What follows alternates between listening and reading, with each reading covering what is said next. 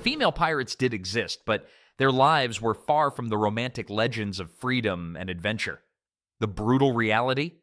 Being a woman aboard these ships often meant facing horrors that would make hardened sailors weep.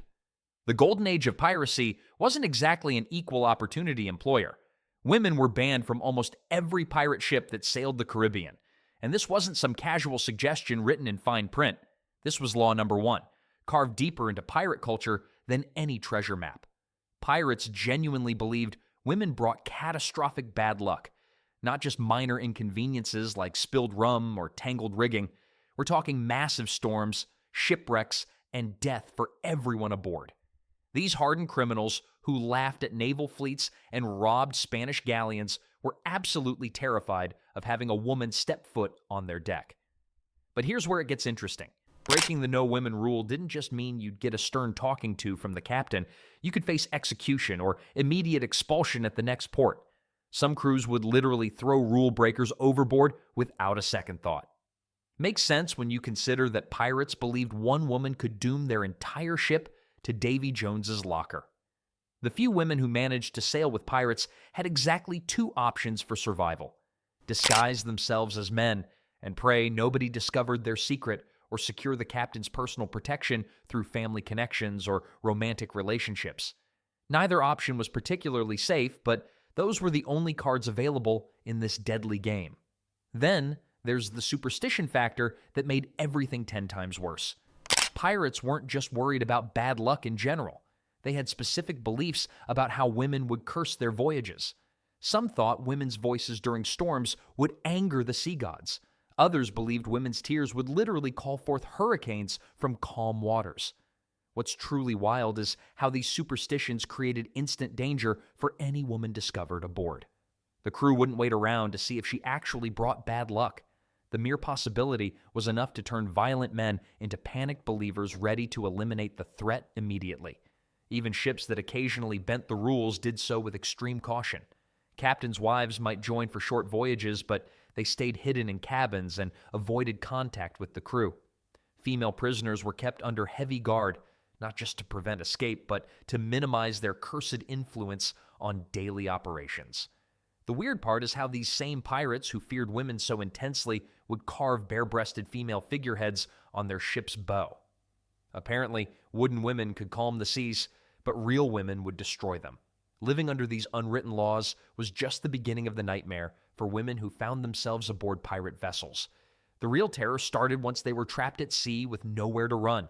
The moment women stepped aboard pirate vessels, they entered what can only be described as floating powder kegs of testosterone and desperation. These weren't cruise ships with fancy dining rooms and entertainment. We're talking about cramped wooden death traps filled with men who hadn't seen civilization in months. Violence was the daily currency on these ships. Pirates settled disputes with fists, knives, and whatever else they could grab. Arguments over card games turned into bloodbaths. Disagreements about treasure splits ended with bodies thrown overboard. Now, imagine being the only woman surrounded by 50 men who lived by these brutal rules. The harassment was relentless and creative in its cruelty. Women faced constant threats, inappropriate comments, and worse. Pirates who had been drinking, which was most of the time, became even more dangerous. Some crews treated women like entertainment, betting on who could make their lives most miserable. The lucky ones only dealt with verbal abuse. Then there's the punishment system that made medieval torture look reasonable. Captains used whipping, keel hauling, and marooning to maintain order. Women received no special treatment when discipline time came around. Actually, they often got it worse because crews blamed them for every bit of bad luck that struck the ship. Storm hits? Must be the woman's fault. Food runs low? Obviously, her presence cursed the voyage. Newcomers already had targets painted on their backs, but women might as well have worn neon signs saying, "Torture me." Veteran pirates saw fresh faces as threats to their established pecking order. They'd test newcomers with increasingly dangerous tasks, hoping to break them or force them overboard. Women faced double the hazing because they represented change to the ship's dynamic. The famous pirate codes that historians love to mention, they were more like suggestions when it came to protecting women. Sure, some articles mentioned treating prisoners fairly or sharing treasure equally, but enforcement was spotty at best, and women rarely benefited from whatever protections existed on paper. Living quarters made everything 10 times worse. Pirates slept in hammocks packed together like sardines. Privacy didn't exist. Basic human needs became public spectacles. Women couldn't even relieve themselves without planning elaborate schemes to avoid unwanted attention or assault. Disease ran rampant in these floating petri dishes, but women often received last priority for medical care. Injuries from fights, work accidents, or worse went untreated while ship doctors, if they even had one, focused on keeping the fighting men healthy. But here's what makes this story even more twisted. Some women didn't just survive this nightmare, they thrived in it. The most famous female pirates in history had one thing in common. They all lived a lie. Anne Bonny and Mary Read didn't just dress like men, they became men in every way that mattered for survival. Short hair, deep voices, and the kind of swagger that could fool a crew of hardened criminals. But why go through all this trouble? Discovery meant death, plain and simple. Most pirates would rather throw a woman overboard than deal with the bad luck she supposedly brought, so these women learned to spit, curse, and fight with the best of them. Mary Read was so convincing that she served in the military for years before anyone suspected the truth. Anne Bonny, she could outdrink most sailors and had a temper that made grown men step back. The weird part is how exhausting this must have been. Every morning meant binding their chests. Every conversation required a carefully practiced voice. One slip-up, one moment of letting their guard down, and their secret was blown. Makes sense why so few women even attempted this lifestyle, right? Then there's the constant fear of exposure. Pirates weren't exactly known for their privacy. They shared cramped quarters, slept in hammocks inches apart, and had zero personal space. Women had to time their bathroom breaks, hide during medical emergencies, and pray they never got seriously injured where someone might have to undress them. But here's what's really fascinating. Only women with serious connections had any real safety. Anne Bonny was the captain's lover. Mary Read had proven herself in combat multiple times. Without that protection or respect, most women faced immediate violence or execution once discovered. The pirate code that supposedly governed these ships, it rarely extended to protecting women, even when the rules seemed strict on paper. History barely mentions these struggles because most female pirates took their secrets to their graves. The ones we know about today only survived in records because they were captured, executed, or connected to famous male captains. How many others lived and died in complete anonymity? Let's not forget the daily performance required. These women couldn't just dress the part. They had to fight in battles, climb rigging during storms, and prove their worth constantly. Any sign of weakness meant suspicion. Any feminine gesture could blow their cover. The mental toll must have been crushing, living as someone else entirely while surrounded by violent men who would kill you for existing. Yet some managed to not just survive, but thrive in this nightmare. What's even more disturbing is how the few women who did make it onto ships were treated when things inevitably went wrong. Superstition ruled the seas like an invisible captain. Pirates weren't exactly known for their rational thinking, and when it came to women aboard ships, their fears reached absurd levels. Every creaking board, every unexpected wave, every torn sail became the woman's fault.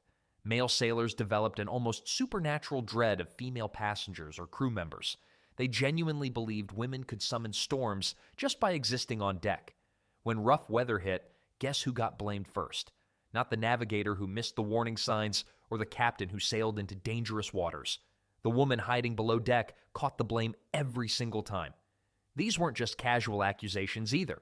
Pirates took their superstitions deadly seriously. Crews would literally point fingers at women during hurricanes, convinced their presence had angered the sea gods. Makes sense, right? Because clearly the ocean cared more about gender than actual seamanship. Then there's the twisted irony of ship figureheads. Pirates carved bare-chested women at the front of their vessels, believing these wooden females would calm the angry seas. So real women brought disasters, but carved naked women brought protection? The logic was, well, there wasn't any. Stories spread faster than scurvy through pirate networks. Tales of women causing mutinies, shipwrecks, and crew deaths became maritime legend. Truth got twisted beyond recognition. A ship might sink because of poor maintenance, but if a woman was aboard, she became the villain of the story. Pirates loved having someone to blame besides themselves. The really dark part? Women became scapegoats for everything that went wrong. Food supplies running low must be the woman's curse. Cannons misfiring during battle? Obviously, her bad luck. Men getting sick? She probably hexed them. This wasn't just inconvenient gossip, it was life-threatening paranoia that put targets on women's backs. Even successful female pirates couldn't escape these accusations completely. They had to work twice as hard to prove they weren't harboring evil spirits or cursing the crew. Every victory had to be bigger, every show of loyalty more dramatic, just to overcome centuries of ridiculous superstition. But here's the weird part. The same men who feared women's supposed supernatural powers had no problem subjecting them to very real, very human cruelty. They worried about imaginary curses while creating actual nightmares. The contrast reveals just how twisted pirate priorities really were. These superstitions didn't just create fear, they justified terrible treatment. When you convince yourself someone brings supernatural danger, it becomes easier to rationalize the very real dangers you're creating for them. The worst truths about women on pirate ships never made it into any adventure story you've ever heard. What happened behind closed doors, or rather below deck, was so brutal that most historians simply pretended it didn't exist. Rape wasn't just common aboard pirate vessels, it was practically expected. Women prisoners, servants who'd been kidnapped, or the rare female crew member lived every single day knowing they could be attacked at any moment. The cramped quarters meant there was nowhere to hide, nowhere to run, and absolutely no one coming to help. Here's the twisted part. Some pirate codes actually had rules against harming women. Sounds protective, right? Well, those rules were about as useful as a chocolate teapot in the Caribbean sun. Pirates ignored them constantly, and captains rarely enforced punishment for breaking them. Why would they? Many captains were doing the exact same thing. Female prisoners faced the worst of it. Captured from merchant ships or coastal raids, these women became floating captives with zero protection. They couldn't fight back without risking immediate death, and they couldn't escape while trapped on a wooden prison surrounded by ocean.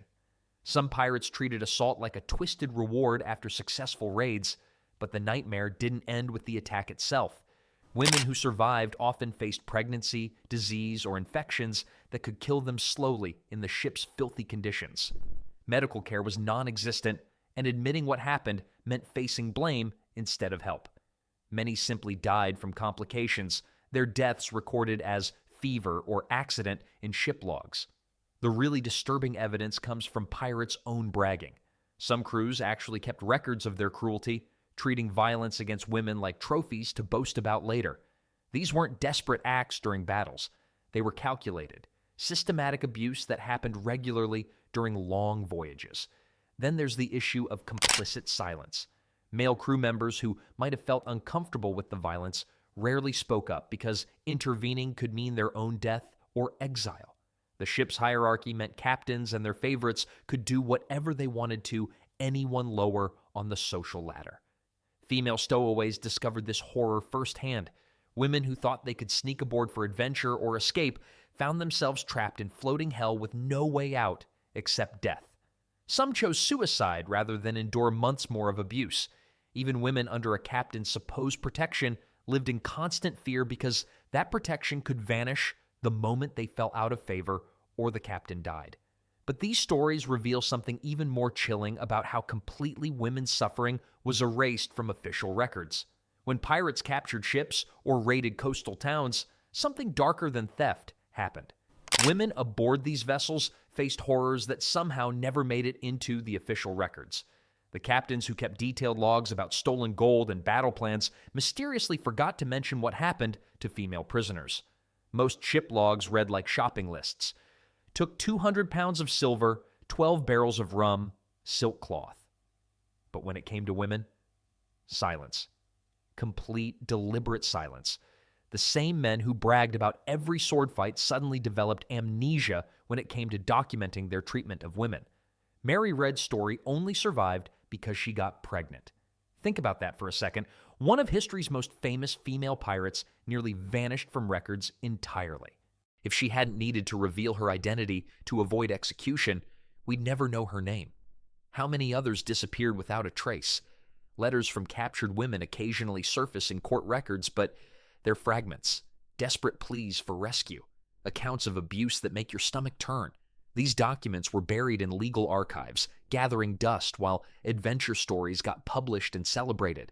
Then there's the curious case of ship manifests. Pirates kept meticulous records of everything valuable they stole, yet women prisoners were often listed simply as cargo or not mentioned at all. Female crew members, they might appear as male names or cryptic initials that historians still can't decode. Anne Bonny's achievements got twisted in the retelling. Modern research shows she was actually a skilled navigator who could read weather patterns better than most men on Calico Jack's crew. But the stories that survived focused on her relationships and appearance instead of her seamanship. Her tactical knowledge got credited to the male officers she worked alongside. Legal depositions from captured pirates reveal something chilling. When questioned about women on their ships, many claimed ignorance or gave contradictory statements. They'd protect each other's secrets, even facing the gallows. The code of silence extended beyond treasure locations to something much darker. Some women took their own lives rather than endure another day at sea. These deaths were recorded as accidents or blamed on storms. Ship's doctors knew the truth, but kept quiet. The real cause of death stayed buried with the victims. Portuguese court records from the 1720s mention female pirates who led successful raids, but their names were systematically removed from official histories. Only the legal paperwork remains, telling us these women existed without telling us who they were. But here's what's really disturbing about this historical erasure. The few women who did earn respect had to become something else entirely to survive. For most women aboard pirate ships, respect wasn't given. It was carved out with blood and brutality. The few who gained any recognition had to become more vicious than the men around them. Anne Bonny didn't earn her place through charm or cunning alone. She earned it by being absolutely ruthless. When Spanish ships approached, these women couldn't hide below deck or claim protection. They had to fight. And not just fight, they had to fight better than everyone else. While male pirates could afford an off day, women faced constant scrutiny. One moment of weakness meant immediate demotion back to victim status. But here's the twisted part. Even when women proved themselves in battle, the work didn't get easier. Respect meant you got to do everything the men did. Plus, deal with being a woman on a ship full of criminals. Bonny and others like her still faced the same storms, the same hunger, the same diseases that killed half their crews. Then, there were the unexpected roles some women filled when desperation struck. Ship's doctors died frequently, and suddenly, a woman who knew herbs became invaluable. Navigation required steady hands and sharp minds, qualities that had nothing to do with gender. When male crew members dropped dead from fever or battle wounds, these women stepped into leadership roles nobody thought they could handle. Mary Read, sailing alongside Bonny, had to maintain her male disguise even while earning respect. The irony was brutal. She proved women could be just as capable as any pirate, but only while pretending not to be a woman at all. Makes sense, right? The very system that oppressed her was the one she had to master. Let's not forget that respect on a pirate ship looked nothing like respect in normal society. These women weren't celebrated or honored. They were feared. Their crewmates respected their ability to kill, not their humanity. Bonny was known for her temper and willingness to use violence. That's what kept her alive, not any sense of chivalry from her fellow pirates. The few women who achieved this bloody respect became legends, but their stories got sanitized over time. Popular culture turned them into romantic figures. The reality was far grimmer. They survived by becoming everything society said women shouldn't be. Even with hard-won respect, these women remained vulnerable. One captain's death, one crew mutiny, one bad decision could strip away everything they'd fought for. Their position was always temporary, always threatened. Understanding this hidden history reveals pirate life for what it truly was: absolute hell for any woman unlucky enough to end up aboard.